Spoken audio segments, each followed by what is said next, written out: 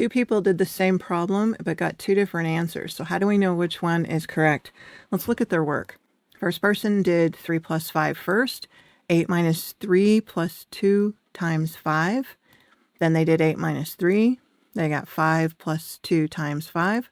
5 plus 2 is 7. 7 times 5 is 35. Second person went all the way to the back and started with the 2 times 5.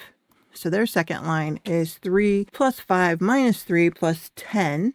3 plus 5 is 8. 8 minus 3 plus 10. 8 minus 3 is 5. 5 plus 10 is 15. So in order to figure out which is the correct way to do it, we have to look at the order of operations because that's the procedure we've all agreed to do. So we all do these problems the same way. PEMDAS. What does that mean? You do everything that's inside a grouping symbols first, then you do your exponents, and if you have square roots, that would be right here. Then you multiply and divide in order from left to right, and then you add and subtract in order from left to right. Since they started differently, we can look at the first line and see who's following the order of operations. The first person started with addition, and the second person started with multiplication. So the second person started correctly. The correct answer is 15, and it is not 35.